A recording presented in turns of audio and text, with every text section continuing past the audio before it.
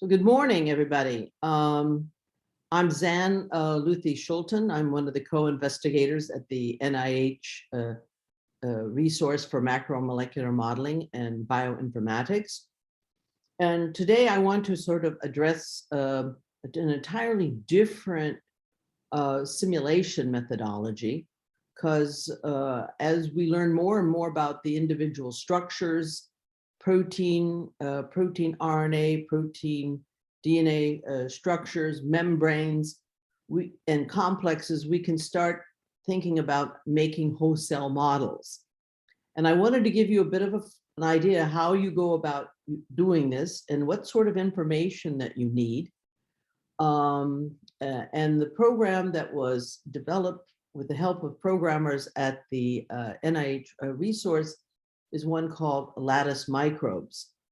And unlike the methods that you've been learning about so far, the time steps of the lattice microbe are on a microsecond level. So it's a really coarse grain approach, but it does allow us to do reactions inside of the cell. So we can look at metabolic reactions. We can look at the reactions that are involved in, saying, duplicating the DNA, transcribing a gene, and translating it into proteins. And those last three processes are just more or less known as genetic information processes.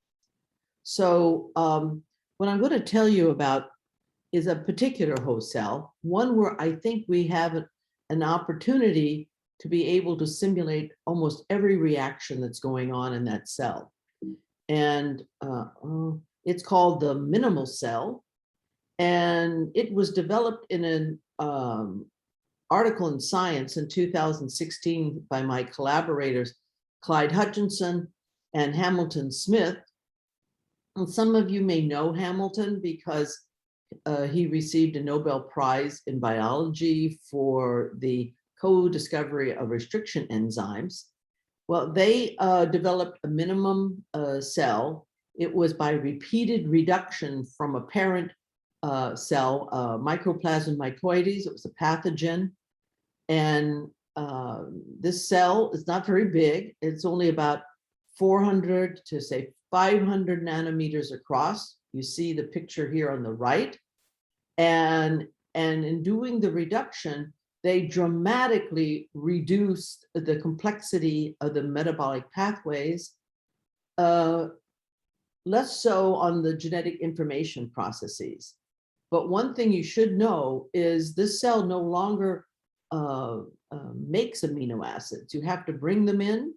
Also, to make lipids, you have to bring in the fatty acids. So we're talking about chains that are like C18s, C16s.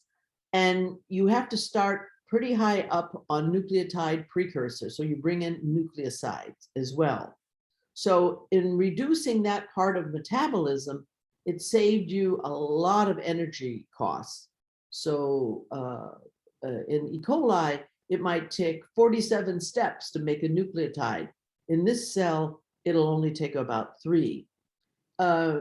Those of you who've had a strong background in biochemistry, they refer to these as so-called salvage reactions. All right, to get a better idea about this cell and how minimal it has only 493 genes, and they code for 452 proteins. And here on the left is a gene map, and I've color-coded it according to those genes involved in metabolism and in genetic information processing. If you were to look at a similar map for E. coli, then everything in this map would be multiplied by a factor of 10. So it doesn't have 493 genes, it has more like 5,000 genes in E. coli. The genome itself is 10 times longer. This has about half a million base pairs. E. coli has about 5 million. And but what's really important is over here, this section called unknown genes. So if you work on E. coli, you probably know that about 1/3 of the genome, they do not know what it does. They're pretty certain about metabolism because of systems biology and bioengineers who've been remodeling E. coli. But it still has about a third of the genome. They don't know what happens. Well, the percentage here is much smaller. And this was the number that we quoted when we wrote the first paper on this minimal cell. It is called JCVI Syn3A after the J. Craig Venter Institute. And these two gentlemen, Clyde and Hamilton, lead the synthetic biology group there in California. So we published actually Syn3A in 2019, along with the essential metabolism, the proteomics, all genome wide, right? And one thing I should point out, sort of odd, why did we give the name 3A to it? Because in the science paper down here, they developed Syn3. It had about 19 genes less than Syn3A or fewer than Syn3A. But in doing so, they had cut out part of the cell division operon, which they thought was quasi-essential. And so they didn't get a very consistent morphology. And going to Syn3A, which we published in eLife, we put back in these 19 genes. And now it has more systematically the spherical shape. So we've now gone on and we've looked at, as I said, metabolism, the essential metabolism that was done in eLife, the genetic information processes. That was a kinetic model for that was modeled in 2019. And then adding in the DNA in and around the ribosome distributions, that was done in the spring of this year. So let's take a look at what I'm going to present to you. So I want to try to convince you, which I have, hopefully, that a minimal cell could be a very good platform for understanding the rules of life. If we can compute all aspects of it, that should be extremely helpful. I will do a quick review of the cellular networks for metabolism, genetic information processing.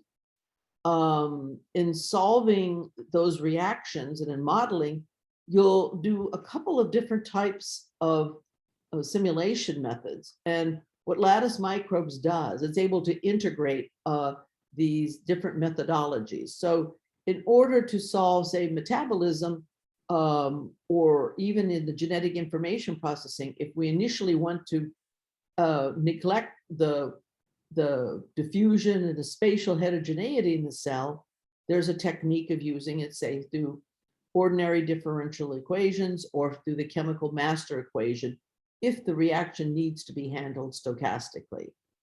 When you're doing genetic information processes, you practically cannot say gene expression without saying the word stochastic gene expression in front of it.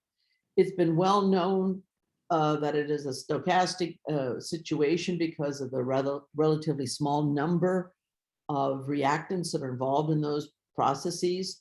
And that was well established since the pioneering work of Elowitz, and I think it was around 2008 or even a little earlier, and as well as Sunny Shi, his beautiful experiments when he was at Harvard.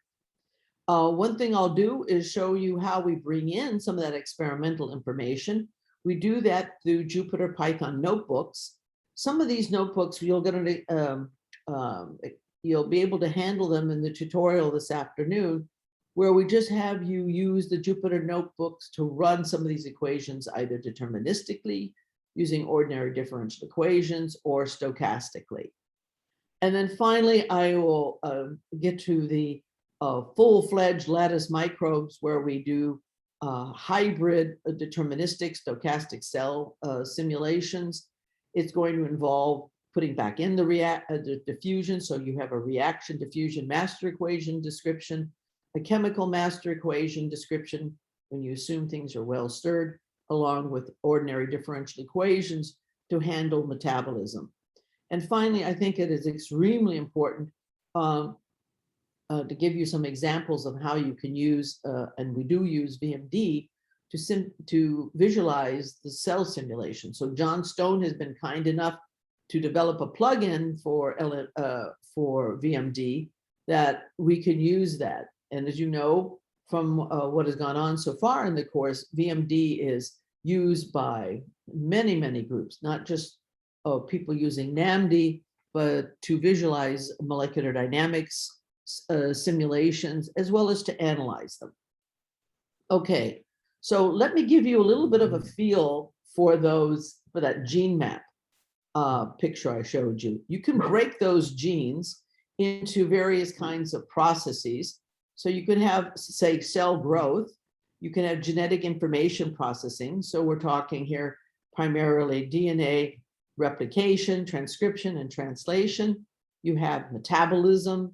So we're going to look at the central glycolysis pathway, nucleotide metabolism, lipid metabolism, and how things get transported into the cell. And then that unclear category of those 91s, and here's sort of the column you should be looking at. That number, by the way, has been constantly decreasing since the 2019 paper, because more and more experiments are being done to identify what is the function of those genes. You notice in the last set of columns, we've also assigned the essentiality. Well, how did they do that?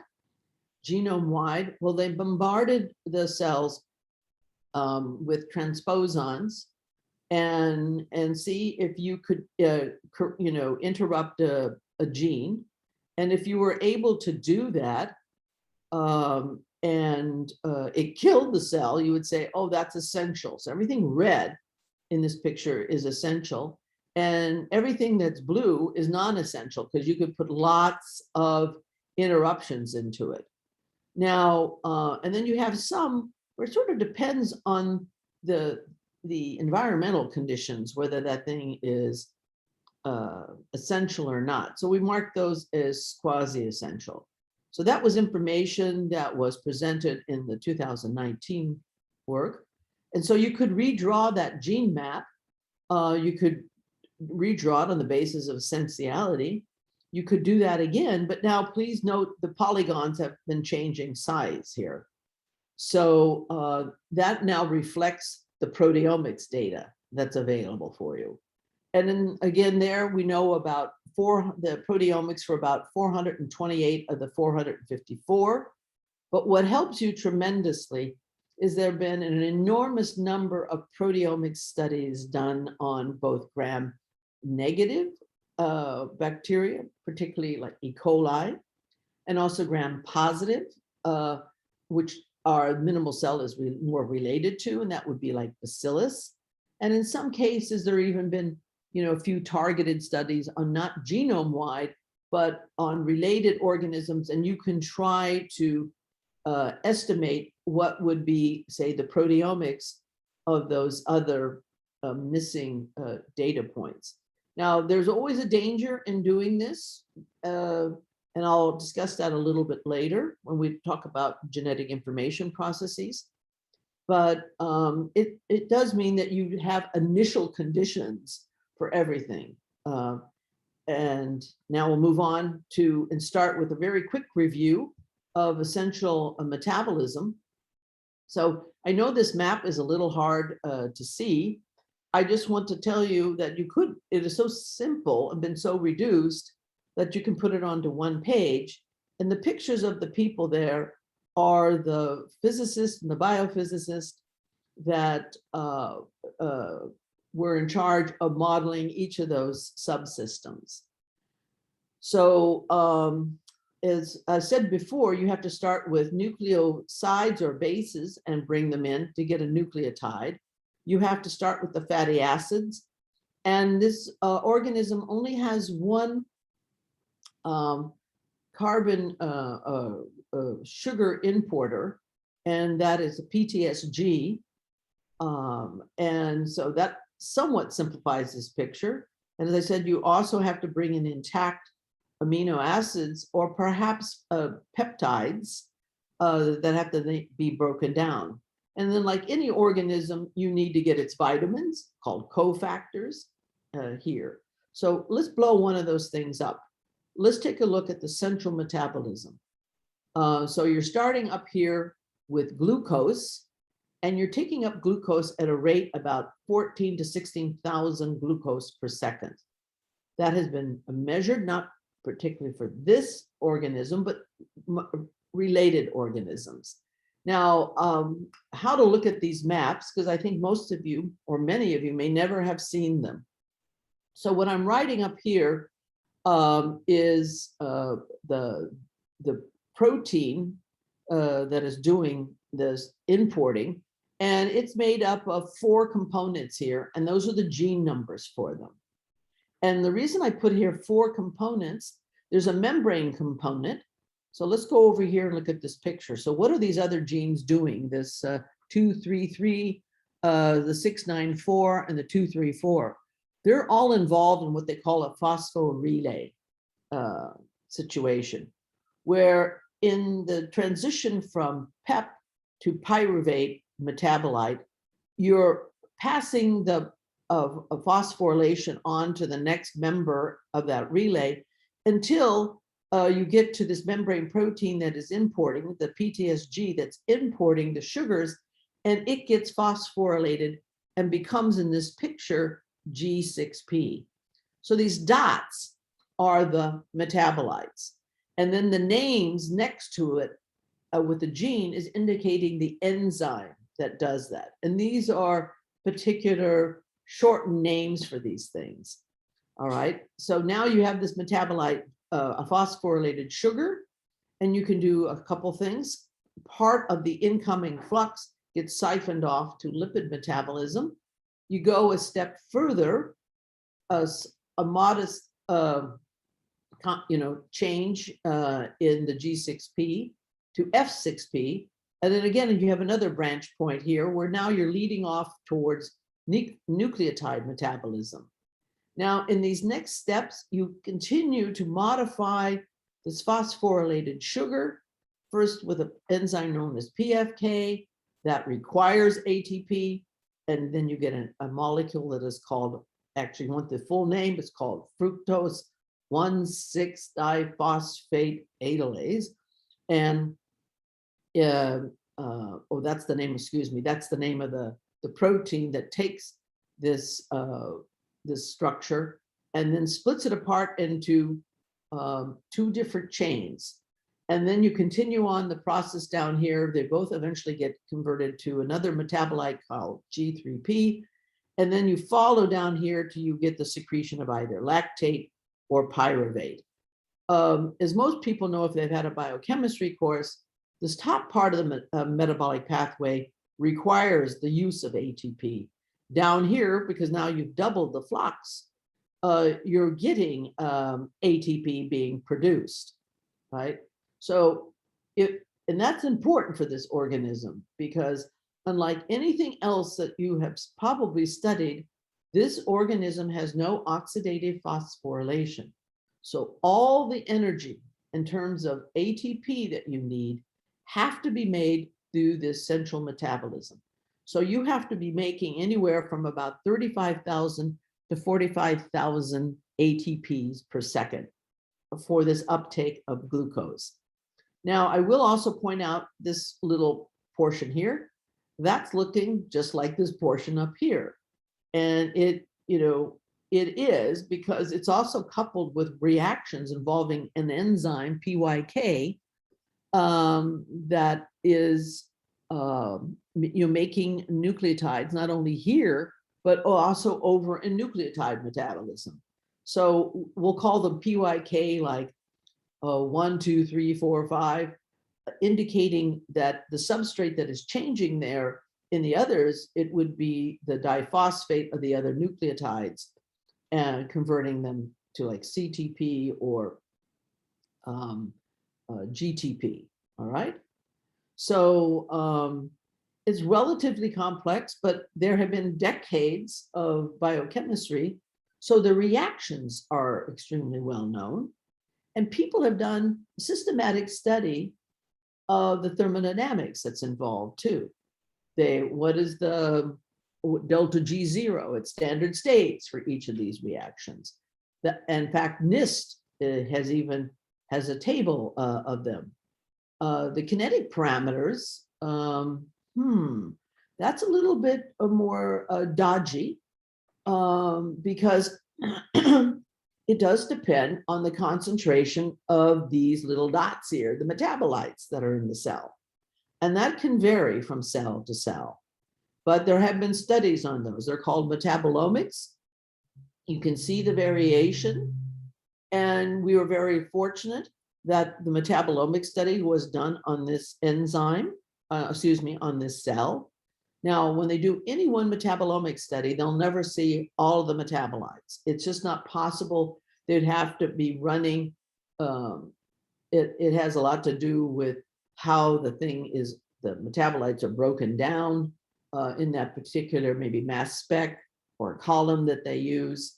So, but we have the majority, so we can get an idea of the relative ratios of these metabolites. All right. The other thing that's a bit annoying with this set of reactions in the metabolism, I think most students are taught about the Michaelis-Menten equation in their biochemistry equation, where we have one enzyme coming in, say, with one substrate binding, and then it gets turned into a product which gets emitted along with the beginning enzyme. Well, in almost every reaction I was showing you in that metabolic path, they involve at least the binding of two substrates, and it produces three products. So again, the kinetic rate law for that has been developed. There are various models. If you know the order at which the substrates come and bind, that's great. But if you don't, then the most general formula you can use is called the random binding model. And so we break it up so it starts looking here like a forward flux minus a backward flux. So this would give you, if I go back one, this would give you, say, the fluxes through any of these reactions. Like if we did a PFK, you would be coming in with, say, this metabolite F6P, you'd be coming in with ATP, and coming out would be ADP and FDP. All right, in that case, it's two substrates in, two products out. And you would be able to calculate the flux that goes along here. All right, so let's go back. As I said, a certain challenge was this was a multi-substrate product set of reactions. This metabolic pathway has, by the way, the main fluxes in the entire metabolic pathways. These are minor that go off to the lipids, and minor that go off to the nucleotide productions. So this is just sort of repeating what I showed you. And a lot of that work was already done through the work of Liebermeister and his colleagues like Ron Milo. You probably know his book with Rob Phillips, Biology by the Numbers. And it was done in a set of papers here.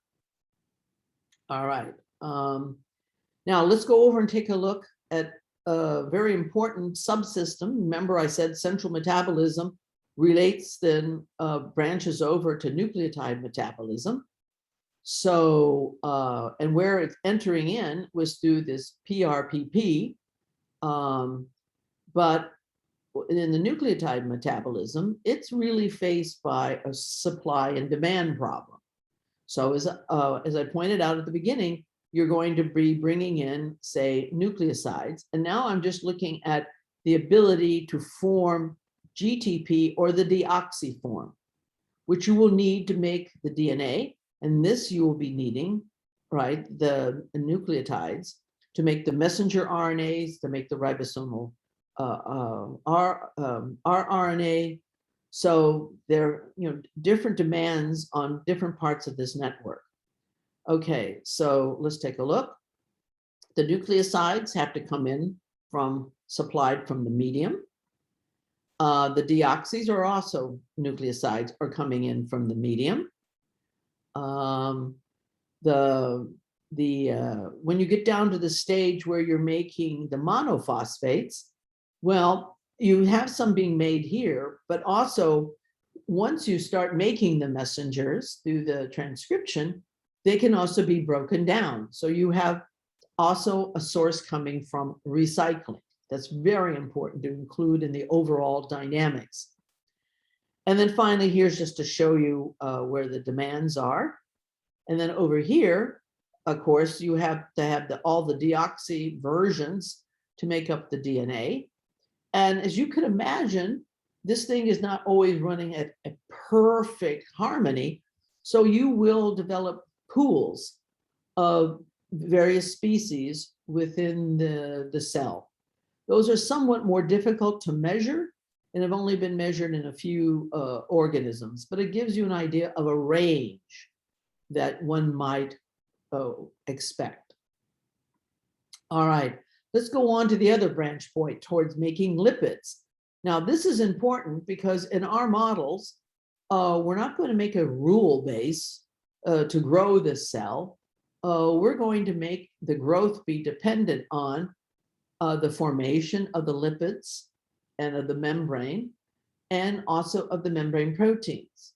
So from studies that was done in the lipidomics group of James Sense at the Technical University in Dresden, we know the composition of the membrane of the Syn3A, and we know also that it is roughly 50% of the surface is made up of membrane proteins, and the other 50% are lipids. And they're mostly two kinds of lipids which can be synthesized by the cell. And one of them is PG. And then when you put two PGs together, you can get here's the last step, you can get a cardiolipid, which I'm showing you over here. And as you know, or maybe have heard, maybe from Ahmad's lecture, these cardiolipids are extremely important for achieving curvature of the cell. Again, you have to bring in the fatty acids. I also put in here an intact lipid, PC, and sphingomyelin coming in from the medium, because the interesting thing about this gram-positive, bacteria, it can take up some of the lipids of its host. Now, the parent organism, Mycoplasma mycoides, and most of the other mycoplasmas are involved in some type of disease in that, like they lead to pneumonia or infections of the airways of, say, goats. I think this is what the mycoides was known for. So there's been some study of them, but of the intact organism. We felt it was an ideal organism to study from a perspective of learning the principles of life, because through evolution, it had dramatically already reduced its genome, but at the expense of being able to take in the needed nutriments that it needs from the outside. Now, when they did the first studies back in 2016, they were feeding it a very rich medium. They now have a more defined medium, which allows us to make quantitative estimates of the effect of the environment on what goes on inside of the cell. And the lead scientist at JCVI who does this work is Kim Wise. And the student here at the U of I who was in charge of modeling this was David Biaggi, right? So now, just to summarize what I've told you, this is on a different organism, so it's going to be slightly different. But what I wanted to tell you is that the central metabolism has been well studied in bacteria. And so they've also done some C13 labeling of the glucose coming in, so they can get fluxes from that information. There have been thermodynamic studies. They've gone in and been able to take out the concentrations. That was the work of Rabinovich at Yale. He looked at not only E. coli, he looked at yeast, he looked at a mammalian cell, got the concentrations, and they could go from having a standard free energy to the reaction free energies, which is I'm showing you here in the numbers. So this reaction This is, I think, in kilojoules per mole. It's minus 1.6. This PFK has a really big drop of minus 24. This is about minus 2. And as you go down here, and you could look at the cumulative effect, I think in E. coli, depending on the conditions, it can be anywhere to like 40 to 80 kilojoules over this part of the cycle. And over here, I'm just trying to show you what happens with those carbon-13. This is this molecule FBP that we talked about here. Now the metabolites are, the dots have been enlarged, so you can really see them. And it gets splits apart into these two molecules. So you're splitting this thing apart and you're getting these two. And then through this other reaction, you can convert back and forth between them. And then this leads to lower glycolysis. And now you have twice the fluxes down here. Okay, now this picture comes from an article that we wrote back in 2018. As more and more physicists started to get interested into cell modeling, we were asked to write reports on progress in physics about this, to explain the language and sort of indicate what was known. We tried to put all that information together for this picture here. All right, so now let's go to the next step. So we do have the reactions for metabolism. How do we get the kinetic parameters? Because in the minimal cell, we have about 155 genes. They're involved in those 9 subsystems I showed you. And you have about 174 reactions. So you need, if you looked at that rate law that we had, we needed a KCAT, like a forward reaction, a reverse reaction, and then the so-called KMs for the binding of all those substrates.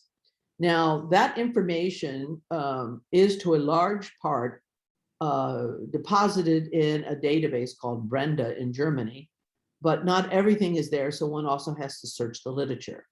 As I said, the equilibrium, or the associated with the delta G at the standard state, there's even a program available that does that called Equilibrator, and NIST has a large list of them.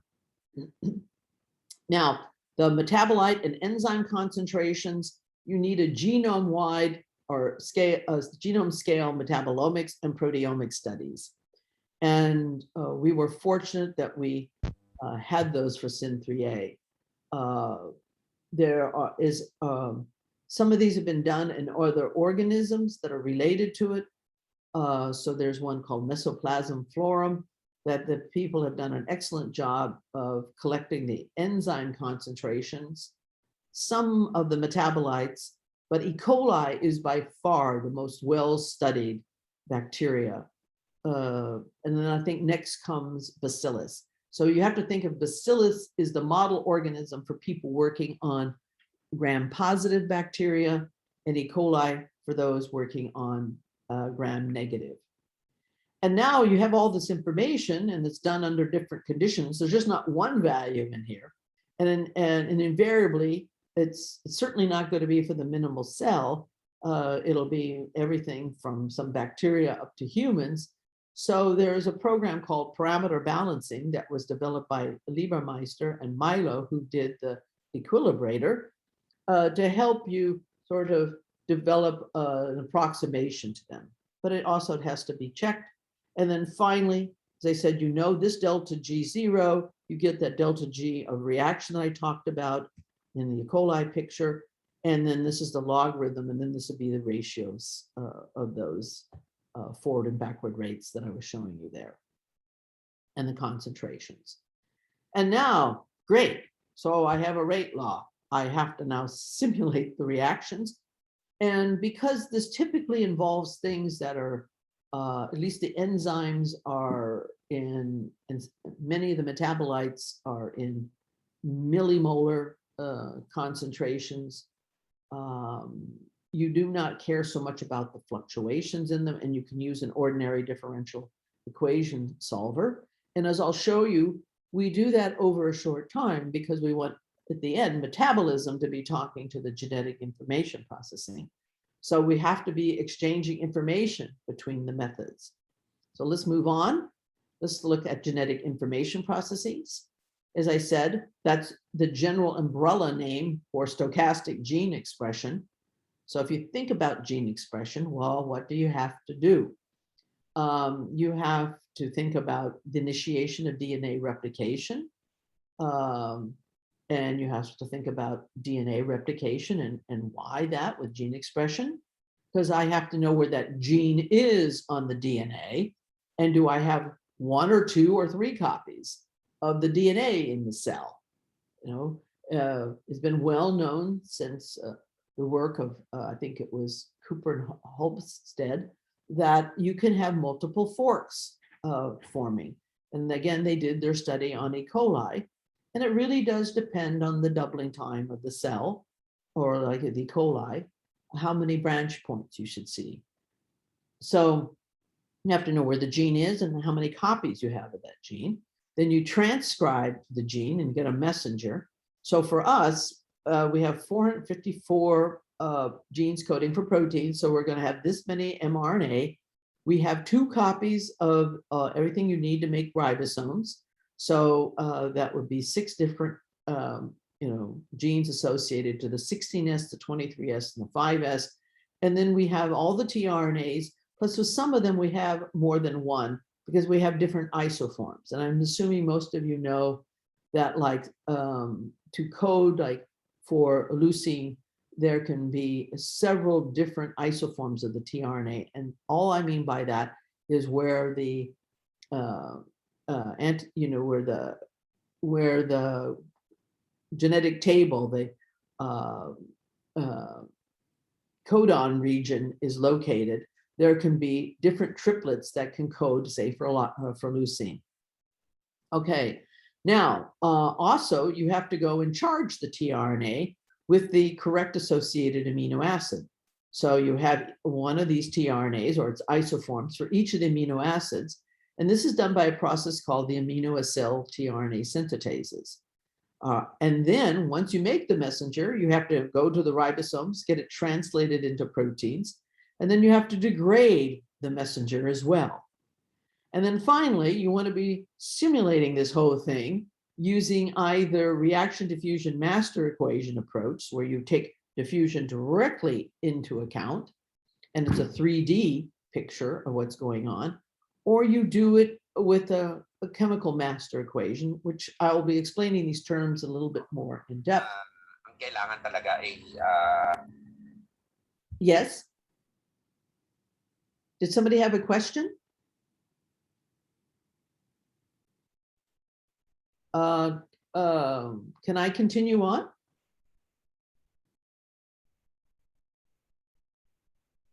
Mariano, or is... yeah, just continue. I think there was some problems? Yeah, some issues with the microphone, but that's okay. So so then we have to be, as I say, simulating this either in 3D and with including the effects of diffusion, or you do it in sort of the well-stirred approximation. And this aspect of coupling either or both of these to the metabolism is very important, because these runs will go much faster, but you can help parameterize the probability, for example, of binding from the diffusion effects over here. But these will be the faster methods to be using.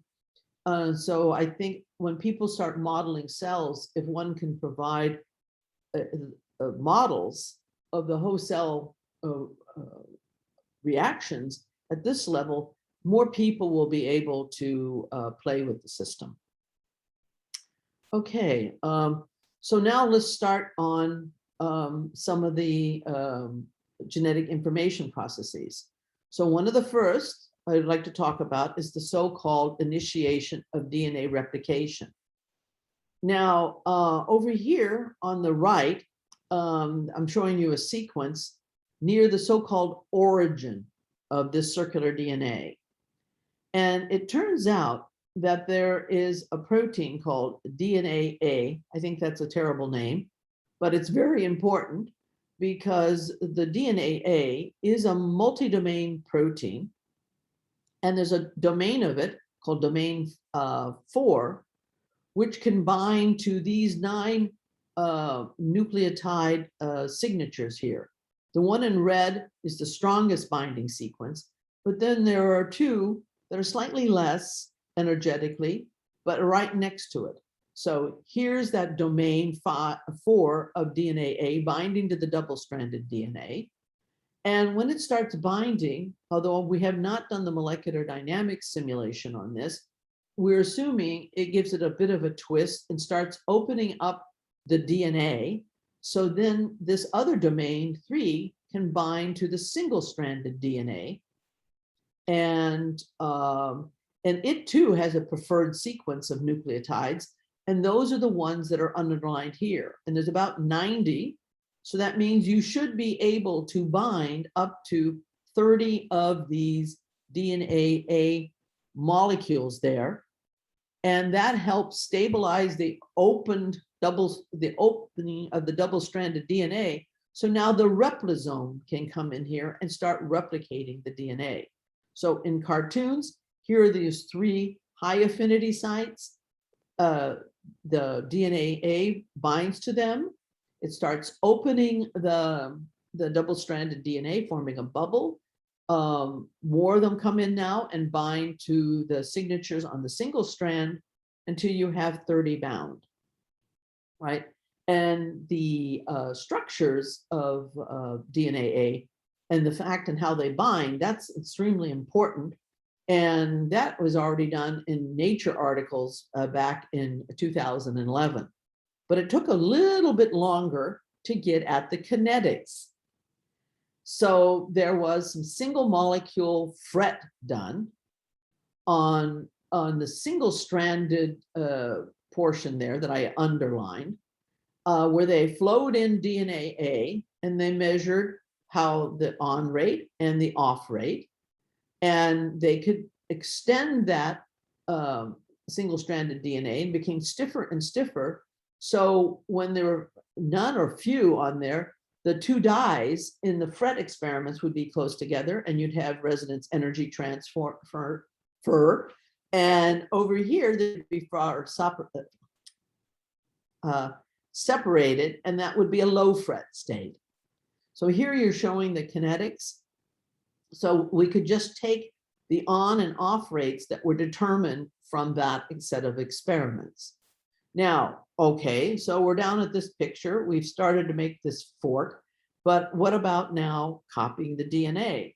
Well, again, we were fortunate that there was a model published by Hofmeier in Feb's Letters back in 2013, a so-called polymerization model, where you had, like for DNA replication, you have an enzyme, in this case DNAP or DNA polymerase, interacting with single-stranded DNA, and the monomers that are coming in are the deoxynucleotides, and you can just extend, use this polymerization model to copy the entire genome. If you want to make just a messenger of a single gene, again, you have to have RNAP, it's binding to the single-stranded DNA. So you've been able to open again a place around a certain gene in the genome. The monomers that come in now are the NTPs, and you can make the mRNA. And then that mRNA serves as the template for translation, where you think of the enzyme now being the ribosome, and the monomers that you bring in are the amino acids, or more correctly, it's the charged tRNA carrying the correct amino acid, where you have the recognition from the messenger and the tRNA carrying the amino acids. All right, it's a lot of words. Let me just show you quickly the formula that was developed in Hofmeier. So again, this would be like an elongation rate. Here's a picture of, here's the template coming and interacting with the enzyme, the DNAP, the RNAP, or the ribosome. And then you're adding monomer after monomer after monomer after monomer in the elongation states. And the only thing I think that is interesting to show you is, all right, these KCAT were measured. The expression, if you look at it, is proportional to 1 over the monomer concentrations. Now, normally, with a normal pool size, these terms are small compared to the total length of the object of the polymer you're trying to make. But when you are like forming multiple copies of the DNA, these monomer numbers can become low, and then the rate of elongation can start dropping dramatically. The same way for any of the other processes, you can run out or run low on amino acids. You can run low on the deoxynucleotides. Remember, they're being channeled into the system. And those are experiments, not on this system, but people have tried amino acid starvation on other systems. And these would be lovely experiments that I'm hoping somebody would do to check our predictions. All right, so let's see what happens. And now we're just going to consider the Wellstirred model. And what we want to look at first is just forming the filament and then the replication of the rest of the DNA. So I'm showing you 5 cells here out of maybe 1,000. And here's the time it takes to make a filament with 30 DNA A molecules there. And you can see, oh, one of them could do it rather quickly in less than 5 minutes. This took 8 minutes. This cell took about 17. Oh, this one took, about 35 minutes. So you can look at those 1,000 and look at the distribution of formation times of the filament. The average is around 8 to 10.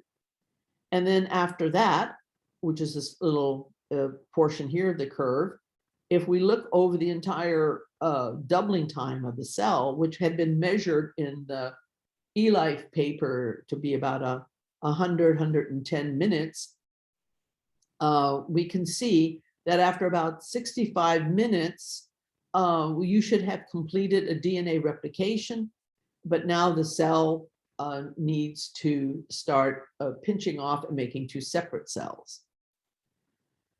All right, so let's look at some of the results. Let's take a look at, say, a messenger coming from a single gene in just one of those cells.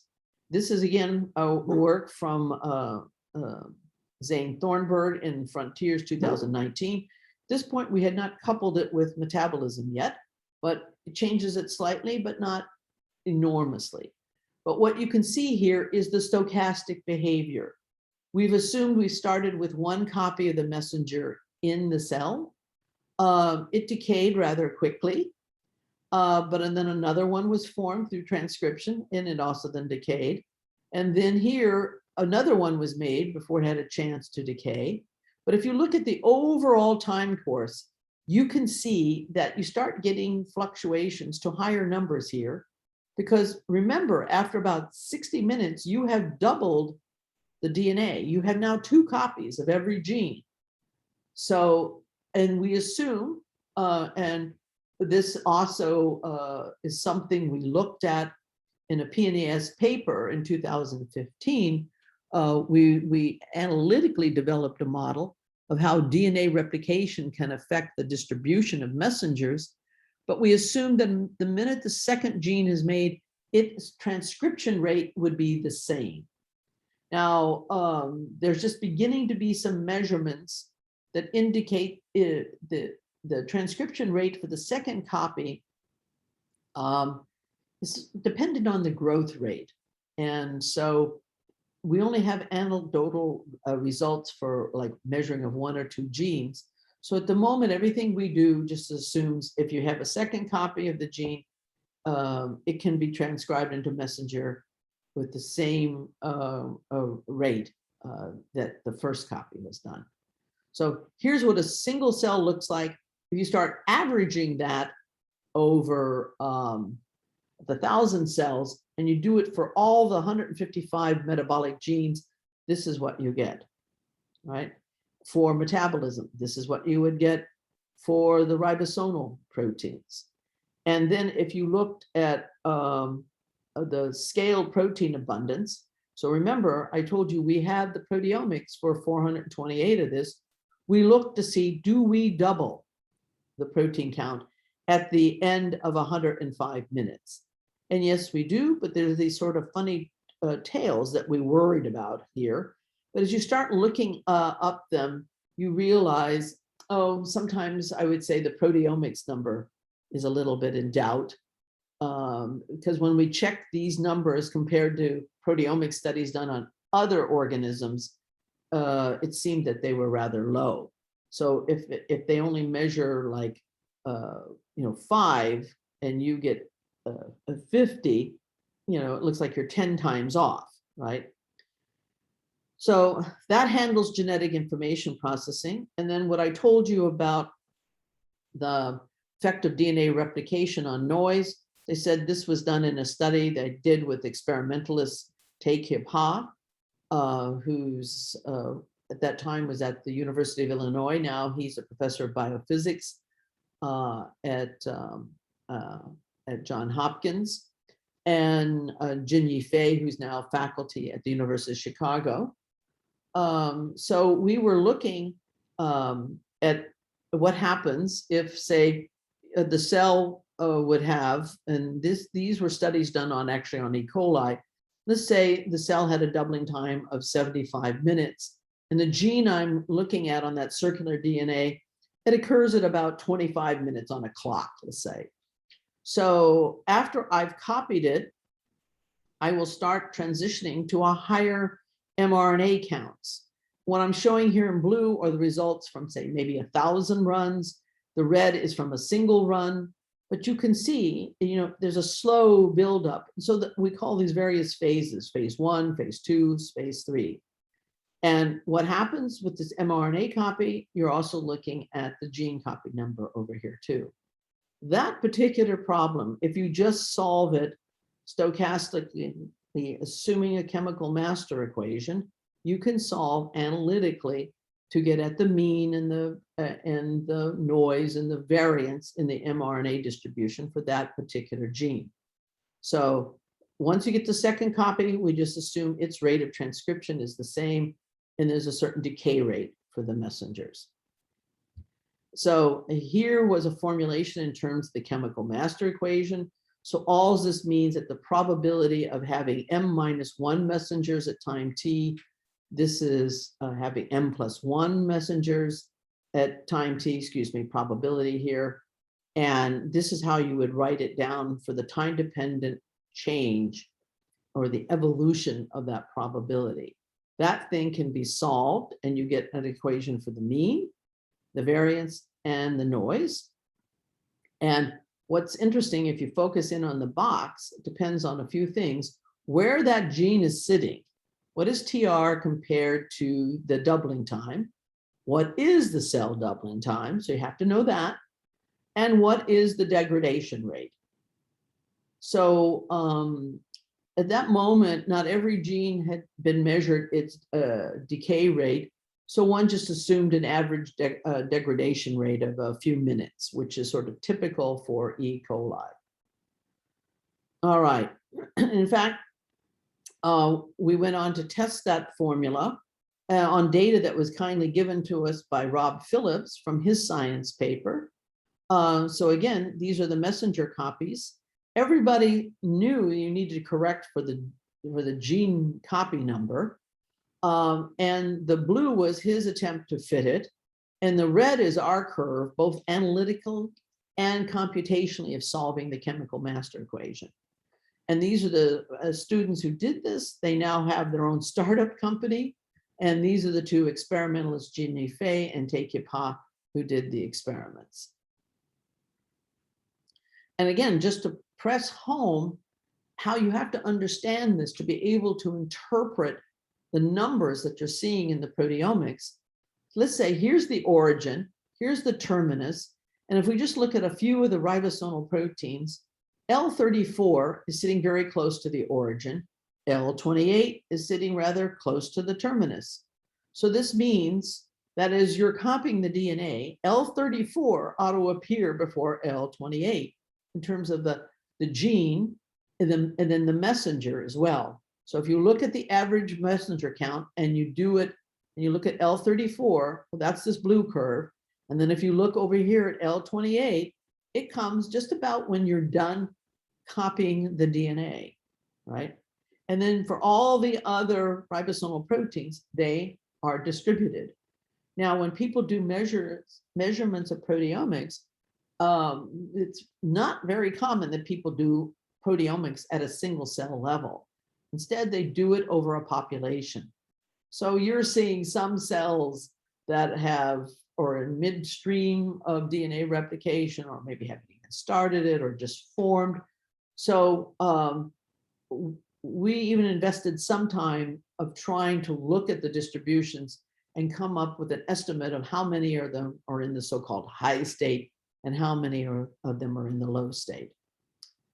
Okay, so the last thing I want to cover, oh, sorry, that's my dog barking here,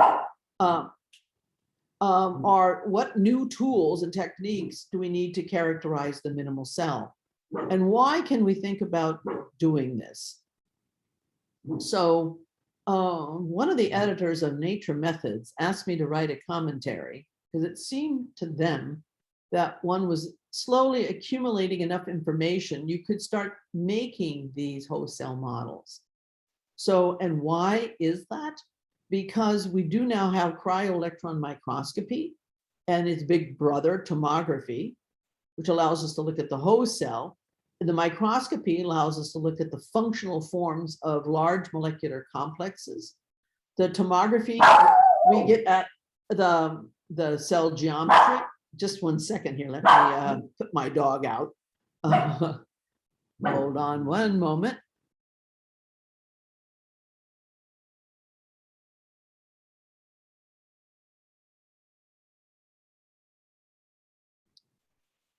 And from tomography, we obtain the cell geometry. We also see where the large objects are. So we can see the distributions of the ribosomes.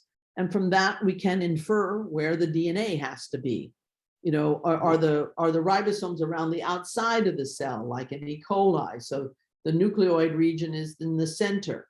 Unfortunately, with the minimal cell, that's not the case.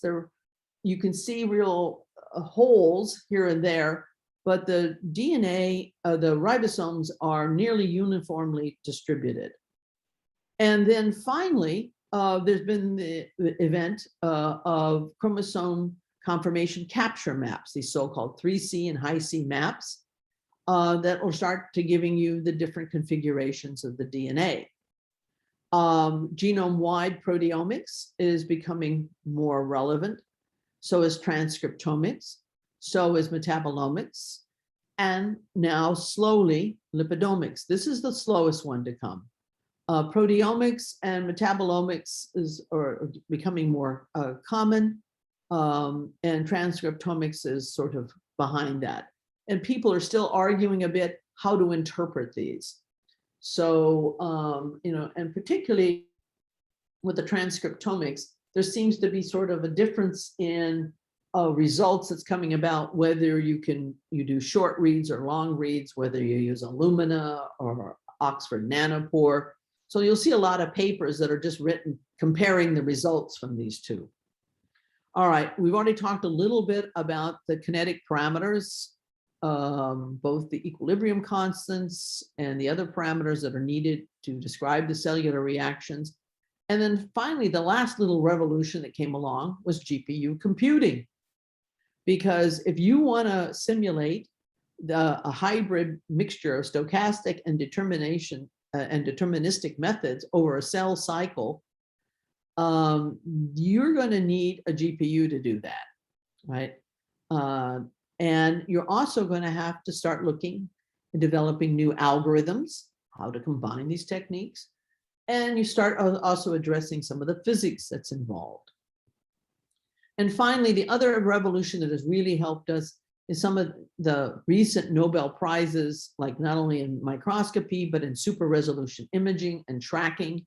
They're telling us about localization as well as diffusion, which are all inputs into the simulation or can be used to validate them. So we're also beginning to develop the cell measurements that can help validate what we're looking at. And then finally, I wish more and more of the measurements were done at the single cell level.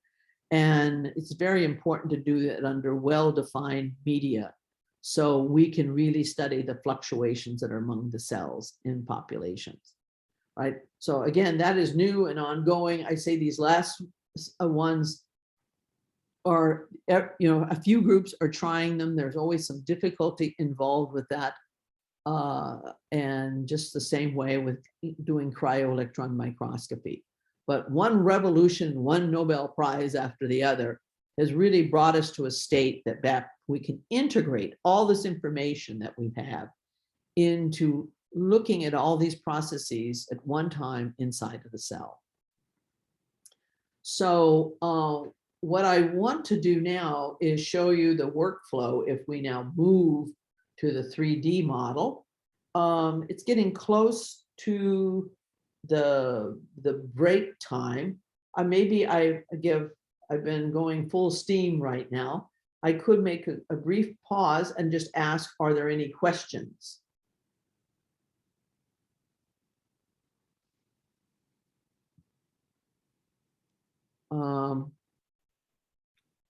Would anybody in the audience like to ask something? And I assume I don't have to look at the chat to see your questions, do I? Nope. I assume you can just ask. No questions? Well, then I will just proceed. So this is a workflow diagram of how you would set up a whole cell simulation. This is from this commentary that I wrote for Nature Methods. And now we'll go into the details. Remember, we went 3D. We said some of the things before, but I didn't show you pictures of them. So this would be a tomogram, just a slice through it, and you're looking down up here in the corner. The scale bar gives you an idea of the size of that cell. So that is about a half a micron across or 500 nanometers across. I hope you can see it well enough that there are like black dots here, then there's a space, and then there are a bunch of other black dots here, and maybe there's an open space here, and maybe one here. And this tomogram gives that information to you in 3D. So you can take that information, those black dots, you can turn those into little gold spheres of the size of a ribosome.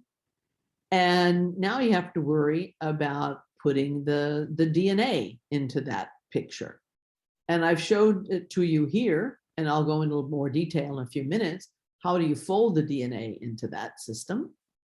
But it's just not ribosomes and DNA. You have to also enter in what you know about the proteomics and the metabolomics to do that. So you can add those there. And that gives you a picture, looks like this now. When you start adding everything into it, it's very crowded. And now we have to come up with the rates and diffusion coefficients, the kinetic parameters. And as I said, some of them come from experiments, single molecule experiments. Others of them come from like a Brenda database. There's NIST, a few other places in the literature that you can read. And then you put all of this onto the GPU when you want to do 3D simulations. And what you do is you follow the cell. So at the moment, when we do the 3D simulations, we only do them for like about 20 minutes because we're just working on allowing the cell in 3D to expand. In the Wellstirred model, it's not a problem. Also doing DNA replication is not a problem. It is more difficult in this, and we're still testing that out in 3D. You can look if for under 20 minutes, and that's before you have any expansion of the cell or copying of the DNA, you can follow a process like, well, we can let the polymerase diffuse to the DNA and make the messengers. So we can look at that. And then we can let the messengers diffuse to these ribosomes, and we can look at the rate at which proteins are made. And this is a heat map. So it's showing you here the distribution, and the green is sort of a typical run. But here again, we're seeing sort of the most of the time in that cell for that particular gene, you're having accounts around, say, 3 to 4 in that case. And occasionally you have a foray into something higher, like 5, okay? Now let's zoom in on any one component of that. And for example, I talked about cryo-electron tomography. Well, for the minimal cell, that was done by Elizabeth Vila at UCSD and her student Vincent Lamb. And they took this picture. They did what is called membrane segmentation. So they gave us the boundaries of the membrane, showed us all the ribosomes. And now you can see sort of those spaces a little better. There's one here, maybe one here, one here. And then we can then build a 3D model, and we build it as a lattice because of the methodology of how we solve the reaction diffusion master equation. We impose a lattice on this system, and in the subvolumes, we make the assumption that things are well stirred. So we're using an RDME and a CME already combined, and then the metabolic reactions are added as differential equations that act over the entire cell volume. All right, so this work, the tomograms as well as the DNA that will fit in there, was published at the beginning of this year. And just so you can see, they do several cells, and depending on the methodology you use to analyze those, you can get sort of a range, not only in the size of the cells. So the smallest cell they saw was like 201. You had a larger cell at 247 or 241. And if you looked at how many ribosomes were in there, you could have, for the large cells, anywhere from 800 to over 1,000 ribosomes. And in the other one, it could be anywhere from like about 500 to, like I think 600 ribosomes that are there. It turns out that the large cell here is just about the size that you would need if this cell were to double its volume. And also the number of ribosomes seems to be doubling, like from 500 to 1,000, which is also something we had predicted from looking at the biomass and those reactions of metabolism, how quickly they can function, how quickly should you be able to double the biomass of the system. All right, now putting the DNA into the cell was not that easy of a task. So you had to sort of grow it in, because it has to be sampling. It has to be not only self-avoiding itself and being circular, it has to avoid all those ribosomes. So you have a growth procedure. You also have a Hamiltonian that has like nearest neighbors interaction that you've embedded in the bending, the known persistence length or an average persistence length. Is there any supercoiling coming in that you know about? Or can you form loops here? Plus, as I said, it has to avoid the ribosome. So there's a term in front of this. So this is the typical energy term in a Metropolis algorithm. And then these are sort of the really hard constraints that you have. So if you do that, you can place the DNA in there. So now the little crosses have replaced the spheres. Let's say a ribosome is about maybe 16 nanometers across. So you can represent that if you're using like an 8 nanometer lattice, or 4 nanometer lattice, you can make this up of several of these little boxes, and the ribosome should be in the middle of this. We wanted to fold the DNA on a somewhat smaller lattice because we wanted to be sure that we could allow for, in our subvolumes, the possibilities that you have 2 parts of the DNA distant in sequence could also be in that same subsystem. So here I've colored the right arm and the left arm of the DNA different colors. So this is where the origin would be. And then here's the full intact system. So the colors in red and changing in red and going over slowly to it's red, white, and blue gives you the entire DNA. And to the most part, it looks sort of like the right arm and left arm are avoiding one another and not over interacting and interweaving with one another. So that was a prediction we had for our map. And I think this is a good time before we get to discuss the chromosome capture map. It is now exactly 4:15. Let me go put the dog back out, and then we'll regroup again at 10:30. Okay, see you in a few minutes.